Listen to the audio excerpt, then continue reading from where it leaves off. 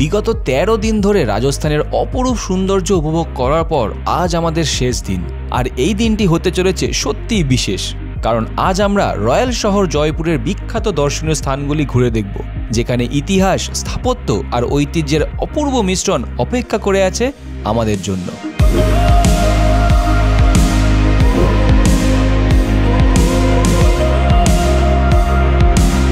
বিড়লা মন্দিরের রাজকীয় সৌন্দর্য, হাওয়া মহলের শৈল্পিক নকশা আর যন্তর মন্ত্রের বিস্ময়কর জ্যোতির্বিজ্ঞান কেন্দ্র সবকিছুই আমাদের মনে গভীর ছাপ ফেলতে চলেছে।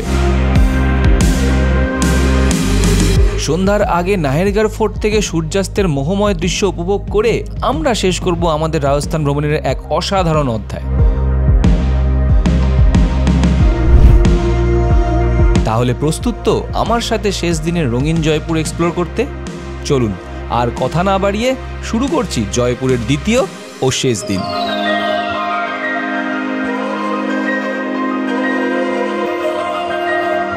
Good morning from Jaipur. আজকে জয়পুরে আমাদের লাস্ট ডে আর রাজস্থান ট্রিপের শেষ দিন আজকে আমাদের। তো আমরা এখন চলে এসেছি সকাল সকাল পত্রিকা গেটের সামনে, আর আপনারা দেখতে পাচ্ছেন পুরো পত্রিকা গেট। আমরা এখানে এসেছি সকাল 7:30, এখন বাজে হচ্ছে সকাল 8টা, আর অলরেডি লোকজন পুরো ভিড় করে আছে এখানে। এখানে কিন্তু প্রচুর পরিমাণে শুটিং হয়, মানে প্রি ওয়েডিং শ্যুট প্রচুর পরিমাণে হয়। জয়পুরের ইনস্টাগ্রামে কিন্তু খুব ফেমাস এই জায়গাটা, মানে আপনারা জয়পুরের ইনস্টাগ্রামে এই জায়গাটার ভিডিও প্রচুর দেখতে পাবেন, প্রচুর ছবি দেখতে পারবেন। আমরা এই জায়গাটা এসেছিলাম প্রথমবার আজকের দিনটা শুরু করার জন্য, এক্সপ্লোর করার জন্য এর ভিতরটা, কিন্তু এত কুয়াশা, ভিতরটা কিছু দেখতে পাচ্ছি না, চারদিকে কিচ্ছু দেখতে পাচ্ছি না। মানে আমরা বাইক চালাচ্ছিলাম, টেম্পারেচার বিভৎস কম, মানে আমাদের ওভারঅল রাজস্থান ট্রিপে জয়পুরে সবচেয়ে বেশি ঠান্ডা আমরা পেয়েছি। তো চলুন আমরা এখন এখানে ভিতরে যাবো, একটু এক্সপ্লোর করি ভিতরটাকে, আপনাদেরকেও দেখাই। এই পত্রিকা গেটের ভিতরটাও বেশ সুন্দর জায়গা আছে, সুন্দর বেশ পার্কের মতো সাজানো। লোকের সকালবেলা এখানে মর্নিং ওয়াক করতে আসে। আমরা একটু ভিতরটা ঘুরে আসি।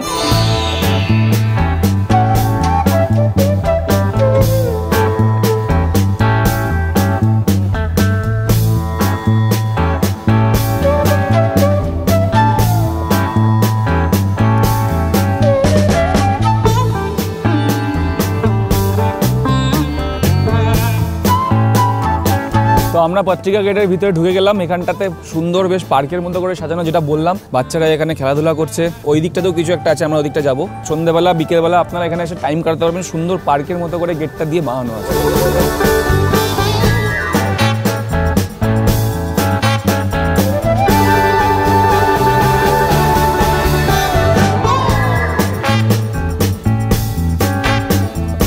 তো এই ছিল পত্রিকা গেট। আমরা এবার এখান থেকে বেরিয়ে যাচ্ছি। কেমন লাগলো আপনাদের জয়পুরের সেকেন্ড ডের শুরুটা? ভালো লাগলে কমেন্ট করে জানাবেন। তো এবার আমরা এখান থেকে বেরিয়ে যাব, স্কুটি নেবো। স্কুটিটার পার্কিংটা হচ্ছে এদিকে পার্কিং আছে, আর এদিকেও পার্কিং আছে। এখানে খাওয়া দাওয়ার দোকান আছে, চা আছে। সকাল সকাল আপনারা এসে চা খেতে পারবেন। আমরা সকাল সকাল এখানে এসে চা খেলাম, পোহা খেলাম, ছোটোখাটো একটা ব্রেকফাস্ট করে নিলাম। করে নিয়ে এবার আমরা এখান থেকে বেরিয়ে যাচ্ছি নেক্সট সাইট সিন পয়েন্ট। চলুন।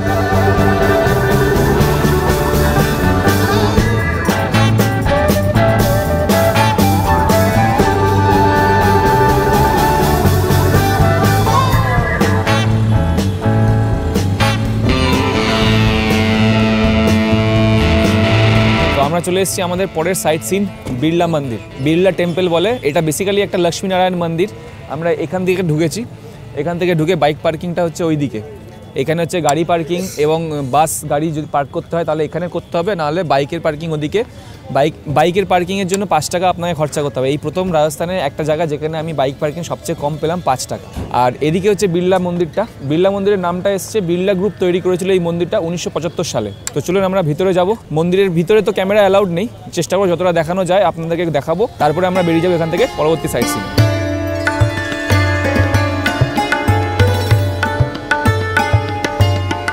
সারা ভারতবর্ষ জুড়ে 31টিরও বেশি বিড়লা মন্দির তৈরি হয়েছে বিড়লা ফ্যামিলির দ্বারা। তার মধ্যেই একটি হলো জয়পুরের এই বিড়লা মন্দির। সাদা পাথরের তৈরি, কি অপরূপ সুন্দরী না লাগছে মন্দিরটা। কি আপনারা কি বলেন?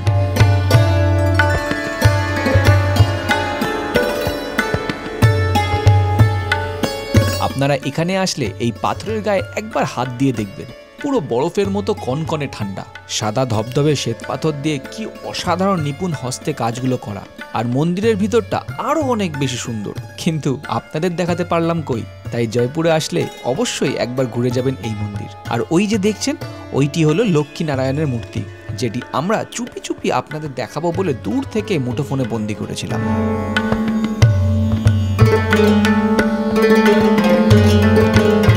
তো আপনাদেরকে দেখালাম বিড়লা মন্দিরটা, ভিতরে মন্দির দর্শনও করলাম। কেমন লাগলো আপনারা জানাবেন। অনেক কষ্ট করে শটটা নিয়েছি। সুন্দর ভিতরে লক্ষ্মীনারায়ণের মন্দির রয়েছে, এখানে কোনো টিকিট কেটে ঢুকতে হয় না, একদম মন্দিরে সোজা প্রবেশ করবেন, ঠাকুর ভগবান দর্শন করবেন। ভিতরে মন্দিরের সুন্দর কাজ রয়েছে, ভিতরে মন্দির সুন্দর কাজগুলো আপনারা উপভোগ করতে পারবেন। তারপর ওখান থেকে ঘুরে আবার একই পথ দিয়ে বেরিয়ে চলে আসুন। তো আমাদের এই মন্দির দেখা হয়ে গেল। এবার আমরা এখান থেকে আবার বাইক নিয়ে চলে যাবো আমাদের পরবর্তী গন্তব্যস্থল। আমরা চলে এসেছি মানে নেক্সট সাইট সিন অ্যালবার্ট হল মিউজিয়ামে। অ্যালবার্ট হল মিউজিয়াম কিন্তু একদম জয়পুরের সেন্ট্রালে রয়েছে, তাই এটাকে সেন্ট্রাল মিউজিয়ামও বলে। এবং এখানকার স্পেশাল হলো যে এই মিউজিয়ামের ভিতরে রাখা রয়েছে ইজিপশিয়ান মামি। ওয়ান অ্যান্ড অনলি ইন্ডিয়াতে এই একটা জায়গাতেই এই ইজিপশিয়ান মামিকে সংরক্ষিত করে রাখা আছে। তো চলুন আস্তে আস্তে ভিতরের দিকে যাই, ভিতরে মিউজিয়ামের ভিতরে ঢুকবো আর ডিটেলস আপনাদেরকে দেখাবো।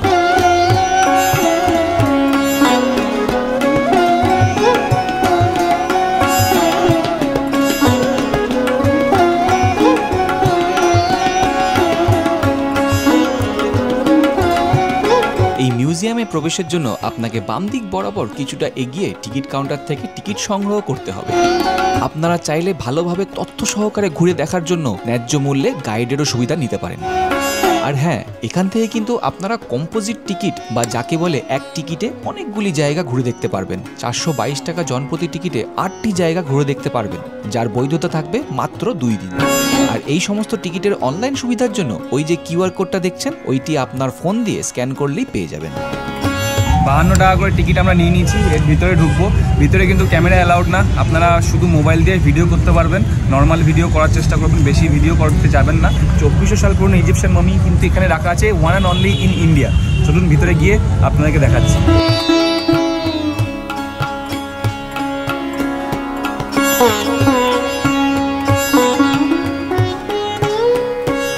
এই অ্যালবার্ট হল মিউজিয়াম তৈরির কাজ 1876 সালে শুরু হয় এবং সম্পূর্ণ হয় 1887 সালে। এটি মীর তুজুমুল হুসাইনের সহায়তায় স্থাপিত স্যামুয়েল সুইনটন জ্যাকব দ্বারা ডিজাইন করা হয়েছিল, যিনি ছিলেন তখনকার সময়ের আর্কিটেক্ট।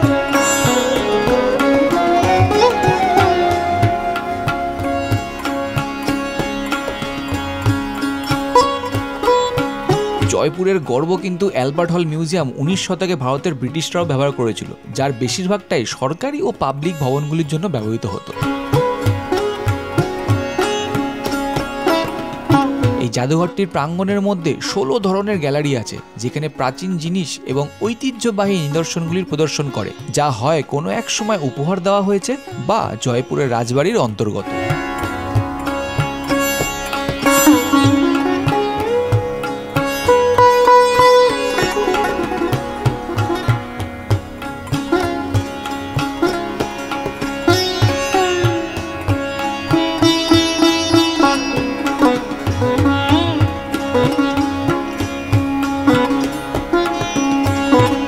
জয়পুরের বিখ্যাত নীলমাটির পাত্র বা পোড়ামাটির বাটি সবকটাই জাদুঘরে নিয়মিতভাবে প্রদর্শন হতে দেখা যায়। এছাড়া বিভিন্ন ধরনের পরিসংখ্যান এবং ভাস্কর্যের দেখা মিলবে, যা মূলত মাটি, ধাতু, রূপো, পিতল, তামা, ব্রোঞ্জ, মার্বেল ইত্যাদি দিয়ে সূক্ষ্ম নকশা ও আকারে তৈরি।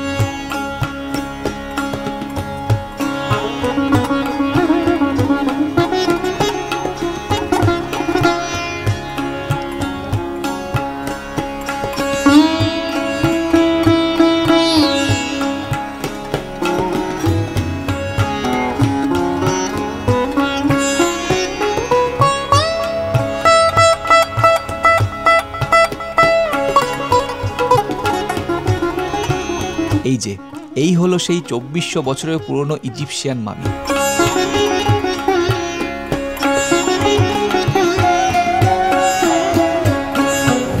2400 বছরের পুরনো মমি।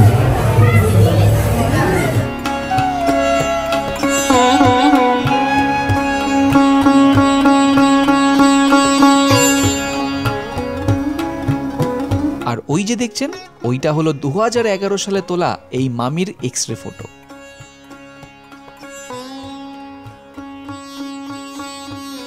তো আমাদের অ্যালবার্ট হল মিউজিয়াম ঘোরা হয়ে গেল। ভিতরটা আপনাদের ঘুরে দেখতে অনেক টাইম লাগবে, 1 থেকে 1.5 ঘন্টা।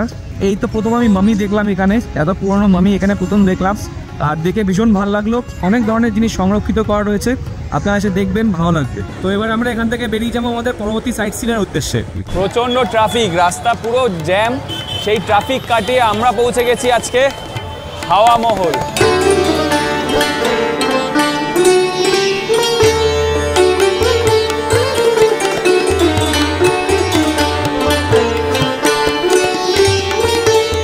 জয়পুরের সবচেয়ে ফেমাস কিন্তু এই হাওয়া মহল। প্রচুর লোকজন ছবি তোলার জন্য পুরো ব্যস্ত, আর রাস্তাটাও সেই রকমই ব্যস্ত। তো আপনারা যদি হাওয়া মহলে আসতে চান মেট্রো করে, তাহলে আপনারা জয়পুর স্টেশন থেকে মেট্রো ধরে বাড়ি চপাট চলে আসুন। বাড়ি চপাট মেট্রো স্টেশন থেকে একদম সামনেই হচ্ছে হাওয়া মহল।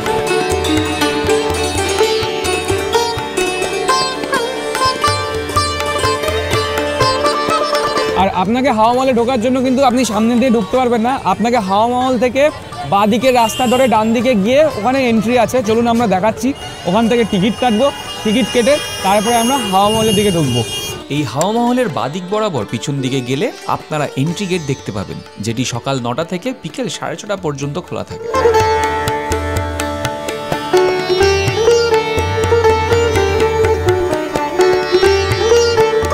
তো হাওয়া মহলের এন্ট্রি থেকে ঢুকলাম আমরা, এখান থেকে ঢুকে গেলে আমাদেরকে টিকিট কাটতে হবে। তো আমরা ওই দিক থেকে আসলাম, আর এইখানে হচ্ছে টিকিট কাউন্টার। এই টিকিট কাউন্টার থেকে টিকিট কাটতে হবে। আর এখানে টিকিটের প্রাইস দেওয়া আছে। ইন্ডিয়ানদের জন্য 50 টাকা, ইন্ডিয়ান স্টুডেন্টদের জন্য 20 টাকা, আর ফরেন ট্যুরিস্টদের জন্য 200 টাকা, আর ফরেন স্টুডেন্টসদের জন্য 100 টাকা। এছাড়াও আপনারা এখানে কম্পোজিট টিকিট নিতে পারেন, যেখানে 400 টাকা করে পার হেড পড়বে।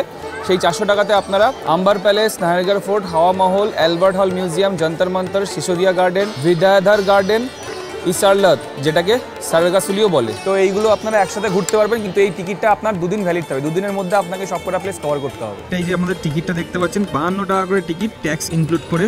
তো টিকিট পেয়ে গেছি। এবার আমরা এখান থেকে ঢুকবো, একদম টিকিট কাউন্টারের পাশেই হচ্ছে এন্ট্রান্স। এখান থেকে ঢুকবো, ঢুকে আমরা এক্সপ্লোর করবো আজকে হাওয়া মহল। চলুন।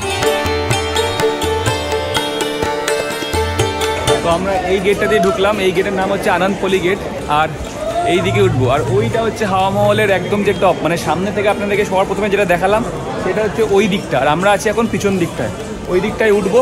চলুন।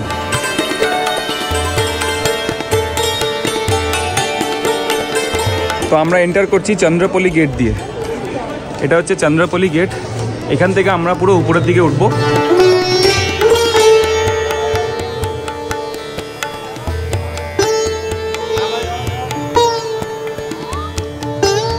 তো আমরা এই গেট দিয়ে ঢুকলাম। গেট দিয়ে ঢুকেই আমরা একদম সুন্দর একটা ফোয়ারা দেখতে পাচ্ছি। একদম ঢুকেই একটা বড় ফোয়ারা, আর চারদিকটা দেখুন একবার কি সুন্দর লাগছে। ওই যে উপরে ওই দিকটা একদম টপে আমরা উঠবো। দারুণ সুন্দর কিন্তু ভিতরটা, ভিতরের পরিবেশটা কিন্তু দারুণ। চলুন এবার উপরের দিকে উঠি, ওই দিক দিয়ে উপরে যাব।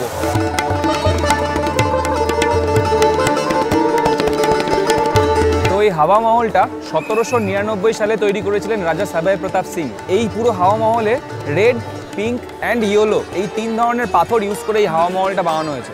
আপনারা যখন সামনের দিক থেকে দেখেছিলেন তখন ছিল ওখানে পিঙ্ক অ্যান্ড রেড স্টোন, আর এই পিছন দিকটা দেখতে পাচ্ছেন এখানে হচ্ছে ইয়েলো স্টোন ইউজ করা হয়েছে। এবং কি উপরের দিকেও দেখুন কিছু red and pink stone use করা হয়েছে এই জিনিসটাকে পুরো বানানোর জন্য। তো চলুন আমরা একটু উপরের দিকে যাই, তারপরে শেয়ার করছি আরও কিছু তথ্য। তো আমরা চলে এসেছি উপরের দিকে, আর এইখানে দেখুন ছোট্ট ছোট্ট জানলা তৈরি করা আছে। এরকম এই হাওয়া মহলে টোটাল 953টা জানলা আছে। আর এই জানলাগুলো থাকার পিছনে কারণটা হলো যে এই যে মহলটা তৈরি করা হয়েছিল এটা ছিল তখনকার দিনে রাজাদের রানীদের জন্য, রানী এবং তাদের যে স্পেশাল কিছু দাসী তাদের জন্য। এই রাস্তা দিয়ে দেখুন, আপনারা এই জানলা দিয়ে দেখলে পুরো জয়পুরের রাস্তাটাকে দেখতে পাবেন। এই রাস্তা দিয়ে যখন কোনো অনুষ্ঠান হতো বা কোনো রাজ পরিবারের কেউ আসতো, এখান থেকে তারা ওই রাস্তার অনুষ্ঠানগুলোকে দেখতে পেতেন। বাড়ির মহিলাদেরকে বাড়ির বাইরে যাওয়া বারণ ছিল, তার জন্য তারা এই জানলাগুলো দিয়ে রাস্তায় অনুষ্ঠান দেখতেন। আর হাওয়া মহল বলার পিছনে কারণটা একটাই, এইরকম 953টা জানলা দিয়ে যদি এত উপর থেকে হাওয়া চলাচল করে, তাহলে বুঝতে পারছেন এই জায়গাটাতে কতটা হাওয়া চলাচল করছে। তার জন্যই এই জায়গাটার নাম দেওয়া হয়েছে হাওয়া মহল। আমরা আরেকটু উপরের দিকে যাব, ওই উপরটায় বিশাল ভিড়। চলুন একবার ঘুরে আসি, দেখে আসি, তারপরে আবার কথা বলছি।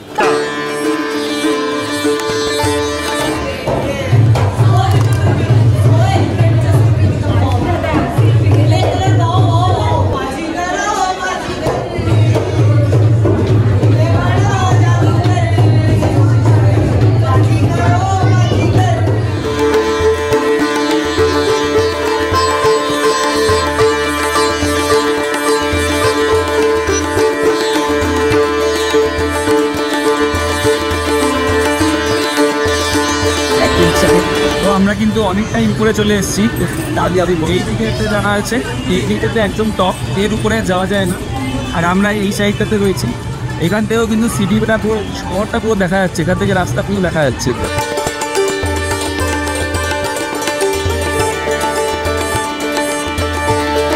তো আমরা চলে এসেছি কিন্তু একদম টপে, এইটাই হচ্ছে একদম টপ হাওয়া মহলের, এর উপরে যাওয়া যায় না। দেখুন একবার 360 ভিউটা দেখুন কত সুন্দর লাগছে।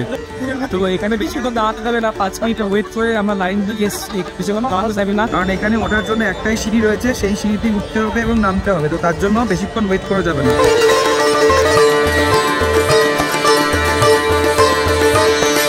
তো আপনাদেরকে আমি হাওয়া মহল দেখিয়ে দিলাম। এবার আমরা হাওয়া মহল থেকে একদম পাশে চলে যাব আমাদের পরের সাইট সিন যন্তর মন্তরে। এটা কিন্তু হীরক রাজার যন্তর মন্তর না, এই যন্তর মন্তর কিন্তু অন্য যন্তর মন্তর। কি ভালো করে ডিটেলসে দেখবো, চলুন আগে ওখানে পৌঁছাই, তারপরে ডিটেলসে বলছি। তো হাওয়া মহল থেকে বেরিয়ে কিছুটা এগোলে আপনি বাঁ হাতে পাবেন একটা গেট, এই গেট দিয়ে আমরা ঢুকলাম। আর আমরা এখন যাব হচ্ছে এই গেটের ভিতরে, এর ভিতরেই আছে যন্তর মন্তর সিটি প্যালেস। তো আমরা এর ভিতরটা যাব, ভিতরটা এক্সপ্লোর করবো, চলুন।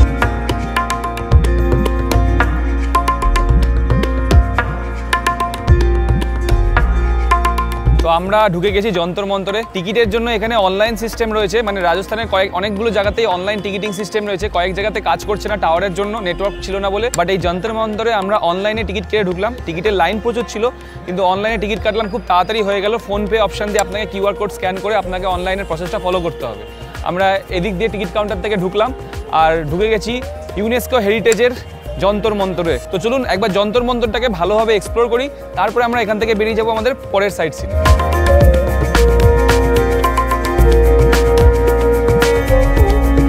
সাওয়াই জয় সিং দ্বারা নির্মিত যন্তর মন্তর ইউনেস্কোর বিশ্ব ঐতিহ্যের তালিকায় অন্তর্ভুক্ত। 1728 সালে আমেরের রাজা সাওয়াই জয় সিং যন্তর মন্তরের কাজ শুরু করেছিলেন, যার মাধ্যমে সময়ে সময়ে জ্যোতিষশাস্ত্রীয় এবং জ্যোতির্বিদ্যা সংক্রান্ত ঘটনাগুলির ভবিষ্যৎবাণী করা হয়েছে এবং এটি সারা বিশ্বে খ্যাতি অর্জন করেছে।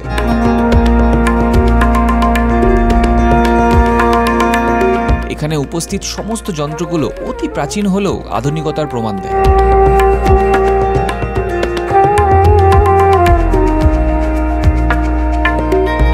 এই যন্ত্রগুলির সাহায্যে একসময় সময় পরিমাপ করা হতো, ভবিষ্যতের গ্রহণগুলি শনাক্ত করা হতো এবং নক্ষত্রের গতি অনুমান করা হতো।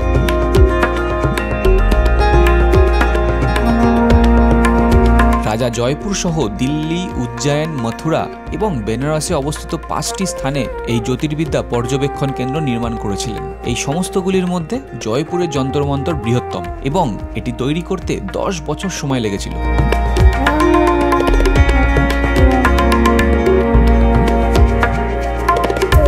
দেখতে পাচ্ছেন কি বিশাল জায়গা জুড়ে এই সৃষ্টি। এখানে উপস্থিত সমস্ত যন্ত্রপাতি পাথরের তৈরি। প্রথমত এই যন্ত্রগুলিকে অস্থায়ী পর্যবেক্ষণের জন্য কাঠ দিয়ে তৈরি করা হতো, তারপর সবকিছু চূড়ান্ত হওয়ার পর এই যন্ত্রগুলি পাথর দিয়ে নির্মাণ করা হয়েছিল। যন্তর মন্তর কিন্তু ভারতের অন্যতম শ্রেষ্ঠ কাজ, আর হবে নাই বা কেন বলুন? তখনকার সময়ে উন্নত প্রযুক্তি ছাড়াও যে এই রকম আশ্চর্য যন্ত্র তৈরি করা যেতে পারে সেটা অভাবনীয়। তাই জয়পুরে আসলে অবশ্যই যন্তর মন্তর ঘুরে যাবেন একবার।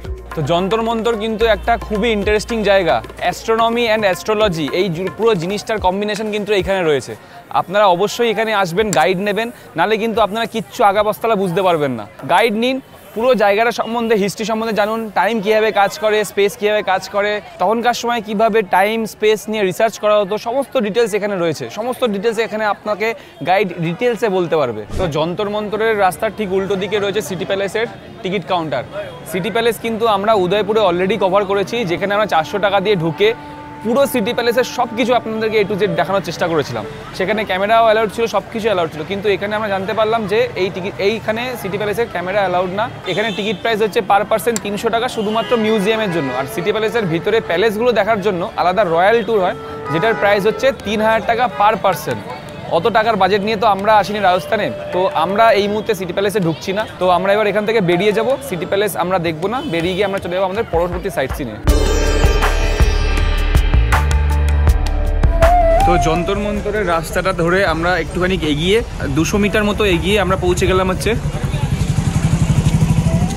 সারগাসুলি, এটাকে ইসাররাত সারগাসুলি বলে। তো এইটা হচ্ছে মেন এন্ট্রান্স, এখান থেকে আমরা ঢুকবো। এটা হচ্ছে ইসাররাত। তো চলুন ভিতরের দিকে যাই। এইটার একদম উপরে টপে যাওয়া যায়, আমরা একদম উপরে উঠবো। তো আমার পিছনে আপনারা যেটা দেখতে পাচ্ছেন এটাই হচ্ছে সেই ইসাররাত সারগাসুলি। টোটাল 7টা ফ্লোর আছে, একদম টপে যাওয়া যাবে। ওই যে উপরটা দেখতে পাচ্ছেন, ওই টপে একদম যেতে পারবেন। আর এখানে টিকিট কিন্তু 55 টাকা করে উপরে ওঠার জন্য। সকাল 9টা থেকে বিকেল 4:30 পর্যন্ত খোলা থাকে, সন্ধ্যেবেলা খোলা থাকে না। তাই আপনাকে কিন্তু দিনের আলোতেই এখানে আসতে হবে। এই ইসাররাতটা বেসিক্যালি 1745 সালের যুদ্ধের মেমোরিয়াল হিসাবে এটাকে বানানো হয়েছে। যখন মহারাজা সাবাই সিং সেই যুদ্ধটা জিতেছিলেন, সেই মেমোরিতে এই ইসাররাত টাওয়ারটা বানানো হয়েছিল। আপনারা ভাবছেন আমি কোন যুদ্ধের কথা বলছি। এটা হলো 1747 সালের রাজমহল দখলের যুদ্ধ, যেখানে মহারাজা ঈশ্বরী সিং ও মহারানা জগৎ সিং এর মধ্যে যুদ্ধ চলেছিল। এবং সেই যুদ্ধে জয়লাভ করার 2 বছরের মধ্যেই সারগাসুলি বা ইসাররাতের কাজ সম্পন্ন করা হয়েছিল। প্রচুর খাড়াই সিঁড়ি কিন্তু এখানে, আর একদম শর্ট টার্ন নিতে হবে আমাদেরকে, নাহলে কিন্তু ওঠাটা খুব মুশকিল।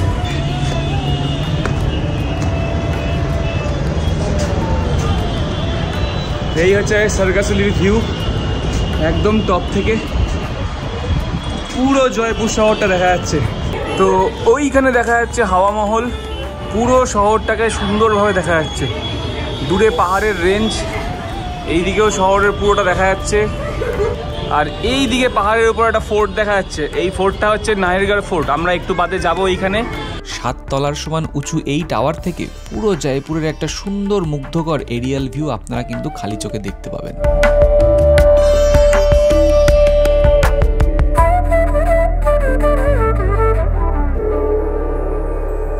তো আপনাদেরকে আমরা সারগাসুলি দেখিয়ে দিলাম। 143 মিটার এটা টোটাল হাইট, খুব সুন্দর উপরে উঠে ঘুরে বেড়াতে পারবেন। আর এখন এখান থেকে আমরা বেরিয়ে যাচ্ছি আমাদের পরবর্তী সাইট সিন।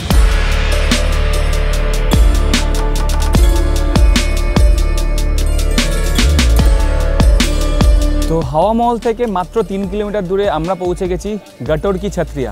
এই প্লেসে কিন্তু সবাই ঘুরতে আসে না, লোকাল লোকেরা এখানে অনেকে সাজেস্ট করে আসার জন্য, যারা অটো নিয়ে ঘুরতে আসে। বাট অনেকে এই জায়গাটা এখনো সেভাবে যায় না। কিন্তু ভিতরে ঢুকলে আপনারা দেখতে পারবেন এই জায়গাটা কতটা সুন্দর। এখানে কিন্তু ঢুকতে গেলে আপনাকে টিকিট কেটে ঢুকতে হবে, 30 টাকা টিকিট পার পার্সন। ভিতরে চলুন, আমাদের বাইক এখানে আমরা পার্ক করেছি। আর 4 চাকা নিয়ে আসলে আপনারা এখানে পার্ক করতে পারবেন।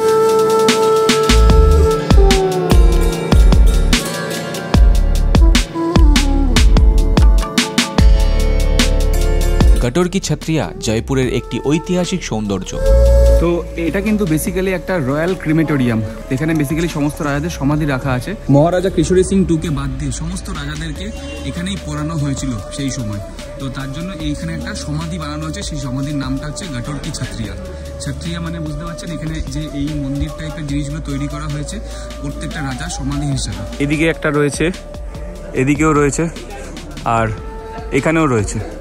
আমরা বাংলা ভাষায় যেটাকে বলি সমাধিসৌধ, কোনো রাজার মেমোরিয়ালে এইভাবে এটাকে সাজিয়ে তুলেছে। এটি কাছুয়া রাজবংশের রাজাদের স্মরণে নির্মিত একাধিক ছাত্রী বা স্মৃতিস্তম্ভের সমষ্টি। ভাস্কর্য, কারুকার্য ও মার্বেলের সূক্ষ্ম কাজ এই স্থাপত্যকে আরো মনোমুগ্ধকর করে তোলে। এখানে প্রতিটি ছাত্রী এক একজন মহারাজার জীবনের গল্প বলে। জয়পুরের প্রতিষ্ঠাতা মহারাজা দ্বিতীয় জয় সিং 18 শতকে নাহারগড় দুর্গের পাদদেশে এই জায়গাটি বেছে নিয়েছিলেন। 1733 সাল থেকে প্রতিটি কাছুয়া রাজবংশের রাজাকে এখানে দাহ করা হতো। একমাত্র মহারাজা ঈশ্বরী সিংকে জয়পুরের সিটি প্যালেসের কমপ্লেক্সের মধ্যেই সমাধি দেওয়া হয়েছিল।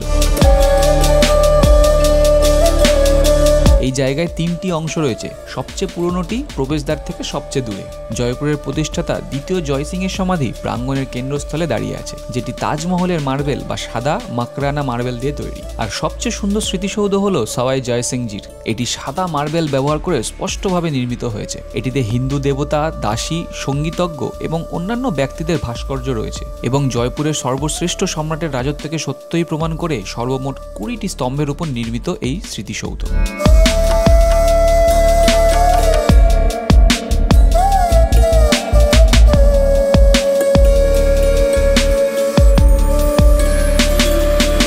গটর কি ছত্রিয়া দেখা শেষ করে এক বিন্দু সময় নষ্ট না করে আমরা পাড়ি দিলাম আমাদের শেষ গন্তব্য নাহেরগড় ফোর্টের উদ্দেশ্যে। তো আমরা চলে এসেছি নাহেরগড় ফোর্ট। ফোর্টটা কিন্তু প্রচণ্ড উঁচুতে, প্রচণ্ড খাড়াই। বাইক নিয়ে যদি আপনাদের অসুবিধা হয় আসতে, তাহলে আপনাদের এখানে এই ফোর্টের মধ্যেই লোকাল লোকেরা বাইক নিয়ে আপনাকে তুলে দেবে। 80 থেকে 100 টাকা নেবে, বাইকে দুজন করে একসাথে বসে চলে আসতে পারবেন। আর যদি বাইক নিয়ে আসেন তাহলে এখানে বাইক পার্কিং করতে পারবেন। আর আমরা এই দিকটায় সামনে এগিয়ে যাচ্ছি এখন সানসেট দেখার জন্য। এই ফোর্টটা, নাহেরগড় ফোর্ট, কিন্তু জয়পুরের সবচেয়ে উঁচু ফোর্ট। আমরা রাস্তা দিয়ে উঠতে গিয়ে আমার স্কুটিতে একটু তেল কম ছিল, তো তার জন্য কী হয়েছে, স্কুটির তেলটা নিচের দিকে চলে যাওয়াতে স্কুটিটা আর চালু হচ্ছিল না। তো আমরা কি করলাম, স্কুটিটাকে পার্ক করে একজনের বাইকে দুজন মিলে চলে আসলাম 80 টাকা দিয়ে। আর নাহেরগড় ফোর্ট কিন্তু বিখ্যাত এখানকার সানসেটের জন্য, মানে জয়পুরের সানসেট সবচেয়ে ভালো দেখা যায় কিন্তু নাহেরগড় ফোর্ট থেকে। তাই আমরাও এসি সানসেট দেখতে, জানি না কতটা সানসেট দেখতে পারবো, কারণ অলরেডি 5:30 বাজে।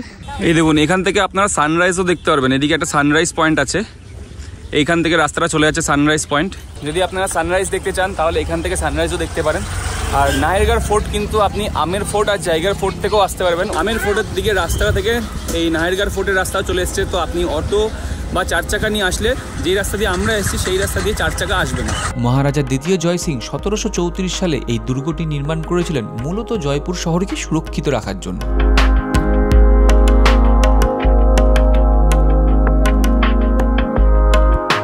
এই নাহারগড় নামের অর্থ হলো বাঘের আশ্রয়, যা রাজপুত বীরত্ব এবং শক্তির প্রতীক হিসাবে বিবেচিত হয়।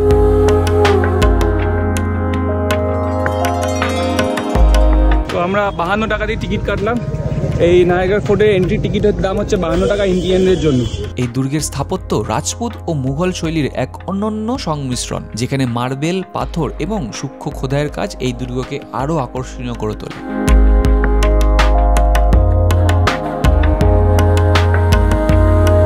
রাজ পরিবারের জন্য নির্মিত 12টি কক্ষ নিয়ে গঠিত, প্রতিটি কক্ষই আলাদা নকশায় সজ্জিত। পৌঁছাতে পৌঁছাতে সূর্যাস্ত হয়ে গেছে। আমাদের নেহাতি কপালটা খারাপ, তবে আপনারা চেষ্টা করবেন 4:30-র মধ্যে এই ফোর্টে পৌঁছানোর, না হলে সূর্যাস্তটা হাতছাড়া হয়ে যেতে পারে। মেন গেট থেকে ঢোকার পরে আপনাকে আরও একটা জায়গায় এন্ট্রি করতে হবে। এখান থেকে ঢুকলে আপনি ফোর্টের ভিতরে মিউজিয়ামটা ঘুরতে পারবেন।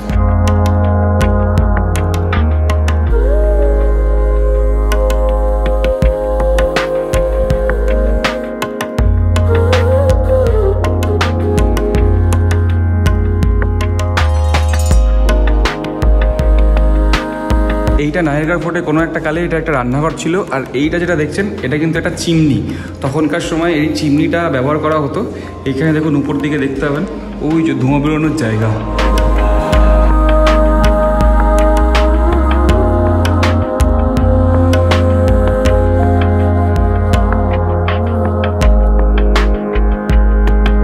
নাহারগড় থেকে জয়পুর শহরের বিস্তৃত দৃশ্য এক অসাধারণ অভিজ্ঞতা এনে দেয়। বিশেষ করে সূর্যাস্তের সময় এখানকার দৃশ্য আরও মনোমুগ্ধকর হয়ে ওঠে।